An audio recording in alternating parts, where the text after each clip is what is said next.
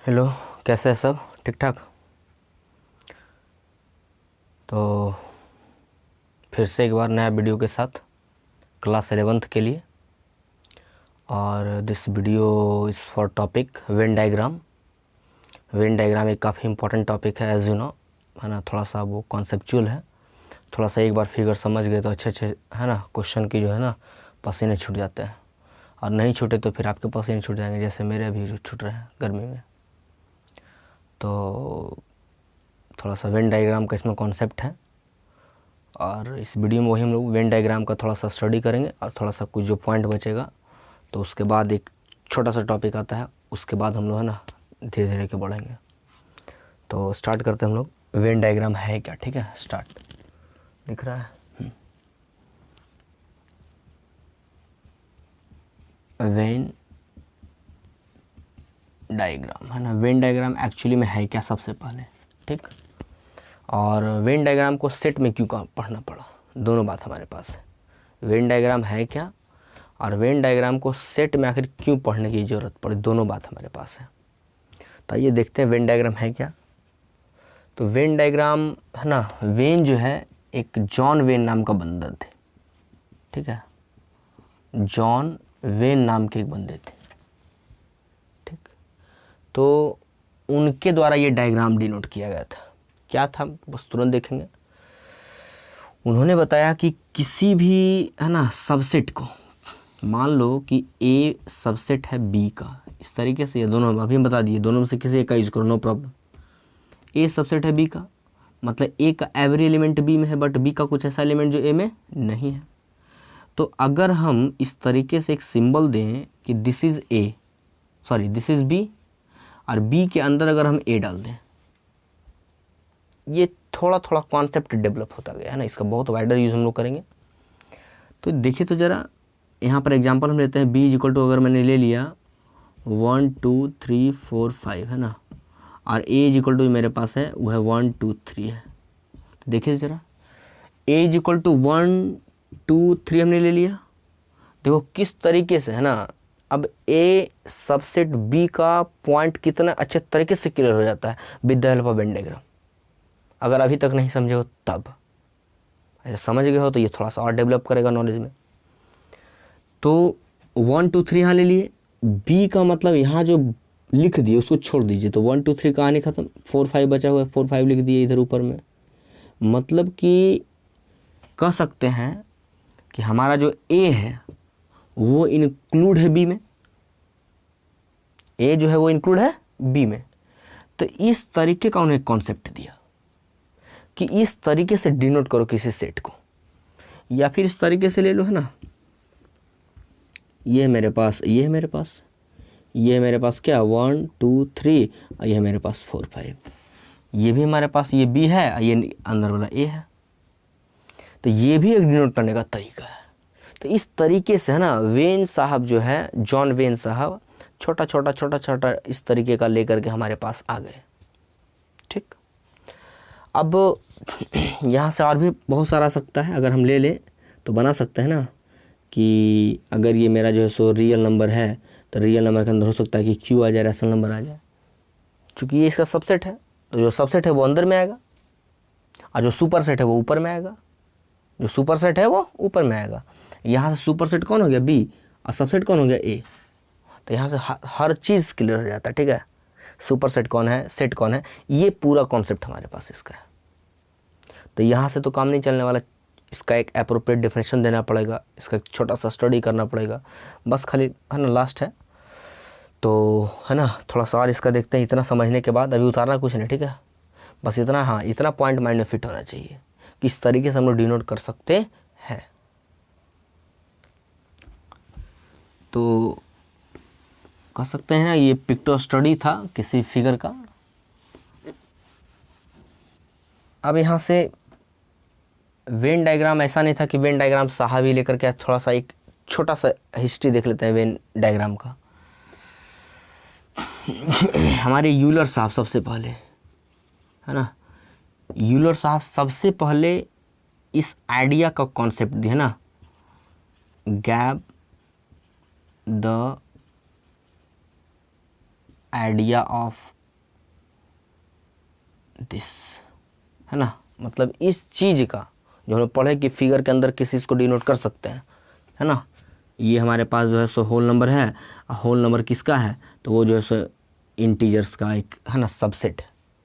तो इस आइडिया को उन्होंने सोचा, थिंक किया, आइडिया दिया, लेकिन इसका टोटल जो प्रैक्टिस करना शुरू किया, प्रैक्टिस पूरा नहीं भाई ये करो ऐसे ऐसे होगा नहीं होगा, सारा ड्रामा जो किया गया वो हमारे जॉन वेन के द्वारा दिया गया। मतलब कि यूज्ड इन प्रैक्टिस, सारा का सारा जिम्मा अब इनके जिम्मे आ गया, है ना। वैसे भी कहा जाता है जो जीता वही सिकंदर, है ना। भले जो सो कुछ तीर मार लिया यूलर साहब ने, लेकिन इनके नाम से हम लोग, है ना, यूलर डायग्राम नहीं पढ़ते हैं। हाँ, लेकिन कहीं कहीं, ठीक है, याद रखना, कहीं कहीं इसे हम लोग वेन यूलर डायग्राम के नाम से भी जानते हैं, यूलर डायग्राम के नाम से भी जानते हैं। तो याद रखना इस बात को भी थोड़ा सा, कि वेन यूलर डायग्राम के नाम से भी इसको जाना जाता है, चूँकि इसका जो फर्स्ट जो स्टार्टिंग दिया गया वो यूलर साहब के द्वारा इसका कॉन्सेप्ट दिया गया था। अब इतने के बाद जो है सो हम लोग छोटा सा एक डिफिनेशन लिखेंगे, ठीक है। तो आइए लिखते हैं, बस इसी कॉन्सेप्ट पे जो हम लोग पढ़े अभी लिख सकते हैं कि it is a diagram in which, है ना, it is a diagram in which का क्या हो रहा है इसमें, इन विच क्या लिख सकते हैं, a set is REPRESENTED represented by a rectangle, या फिर है ना सर्कल, कुछ भी ले सकते हैं, रिप्रेजेंटेड बाई अ रेक्टेंगल, है ना। रियल में हम लोग रेक्टेंगल का यूज़ करेंगे, आज हम लोग पढ़ेंगे तुरंत, ठीक है। हाँ, ये स्टार्टिंग है मैंने कॉन्सेप्ट दिया, ठीक है, ऐसा नहीं, ये एक पूरा कॉन्सेप्ट है। रियली में रेक्टेंगल के अंदर हम लोग यूनिवर्सल सेट को देते हैं, पढ़ेंगे तुरंत, ठीक है। Rectangle by a sorry represented by a rectangle it is a diagram in which a set के बाद हम लिखते हैं यूनिवर्सल सेट, है ना। और यूनिवर्सल सेट बेटर होगा, universal set is represented by a rectangle and it's subsets SETS, its subsets are REPRESENTED represented by closed curves और सर्कल। मतलब क्या है कि it is a diagram in which a universal set, हमारे पास एक universal set होगा और उस यूनिवर्सल सेट को रेक्टेंगल से डिनोट करते हैं, और फिर उसके बाद जो हमारा उसका जो सबसेट होगा उसे हम लोग एक सर्कल के द्वारा या किसी क्लोज कर, यूजुअली हम लोग सर्कल का ही यूज़ करते हैं। ये एक छोटा सा उसका डेफिनेशन है। अब इसका हम लोग इसका बिग एग्जांपल की बात करें, हम लोग छोटा सा एग्जांपल, डेफिनेशन और बिग एग्जांपल। तो एग्जांपल में देखते हैं कैसे हम लोग इसको इम्प्लीमेंट करते हैं। तो यहाँ से मान लिया जाए मेरे पास कोई दिए हुए हैं A is equal to 1 2 3, B is equal to 3 4 5, यहाँ हटा है ना, सिर्फ 4 5। तो मेरा U क्या हो जाएगा, सीधी सी बात है 1 2 3 4 और 5। अब इसको हम लोग वेन डायग्राम के द्वारा दिखाना, यहीं से शुरू होता है ना रियल, वो जो हम लोग पढ़े वो सब, है ना, स्टार्टिंग का जो हाइपोथेसिस होता है वो सब चल रहा था, अब ये इंपॉर्टेंट हो जाएगा। तो क्या बोला गया कि एक रेक्टेंगल दीजिए, और रेक्टेंगल में हमारे क्या किसको देना है, रेक्टेंगल के अंदर यूनिवर्सल सेट को देना है। तो ये हमारा U बस लिख के छोड़ देना है ना, यूनिवर्सल सेट हमारे पास है। अब इसके अंदर, है ना, इसके सबसेट A है और B है, तो एक A है एक B है, अगर कुछ कॉमन है तो सटा देते हैं ना, हम लोग आगे बस इसके बाद देखेंगे। तो A जो हमारे पास इसमें A आया, ये B आया, तो क्या दिख रहा है क्लियर एकदम कि A is a subset of U, B is a subset of U, clear बोल सकते हैं हम लोग, एकदम क्लियर, है ना, बोला जा सकता है। लेकिन अगर ऐसा होता, कैसा होता, इसको उतारिए पहले, है ना, उसके बाद हम लोग आगे आते हैं। अगर ऐसा होता कि इसी में इस टाइप से होता कि ये पहला एग्जांपल था मेरा, दूसरा एग्जांपल लेते हैं ए इज इक्वल टू अगर इस तरीके से ए बी सी होता, बी इज इक्वल टू अगर होता बी सी डी ई होता, और यू इज इक्वल टू जो है क्या हो जाता है मेरे पास, A B C D E हो जाता है ना, अपने आप दिख रहा है ए बी सी डी है ना, किसी एलिमेंट्स को दोहराना नहीं है। अब लेते हैं, तो ये ले लिया मैंने यूनिवर्सल सेट, यू ले लिया, अब ए ले लिया, चूँकि ए और बी में कुछ कॉमन है, देखो यहाँ क्या क्या बी और सी, तो दोनों को मिला दो आराम से, सोच के हम थिंकिंग लगा भी कर सकते हैं, हालांकि इसके बारे में पढ़ेंगे आगे, लेकिन थोड़ा सा अभी ऐसे ही हम सोच रहे थे बिना पढ़े हुए।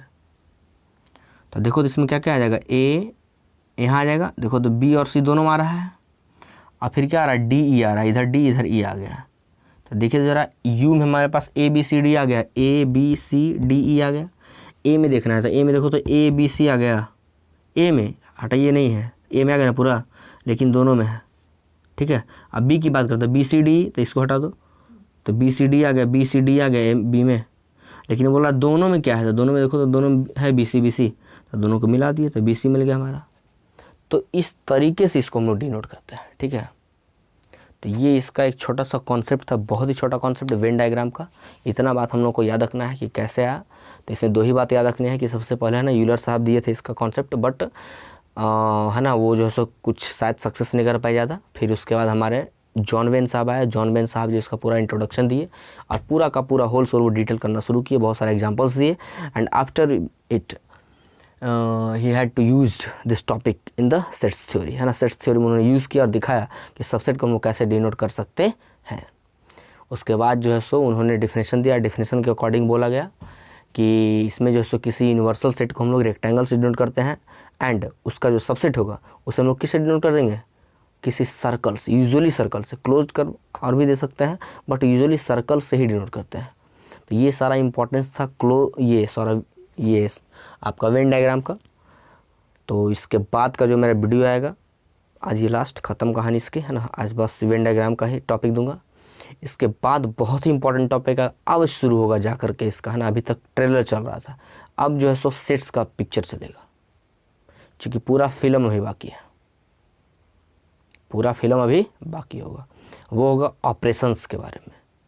अब हम लोग सारा काम कर चुके हैं, सीख चुके हैं, अब उसके ऑपरेशन की तैयारी करनी है कि किस तरीके से उसको ऑपरेट करना है। सबका यूज होगा, एलिमेंट्स का यूज होगा, कैसे कहाँ पर एलिमेंट सिंबल का यूज़ करना है, कैसे क्या हो, पीछे का सारा एक बार जब तक जिसका कंप्लीट नहीं होगा वो कभी आगे पढ़ने की ना सोचे। अगले टॉपिक में पढ़ ही नहीं सकता, हम कहाँ से पढ़ा सकते हैं।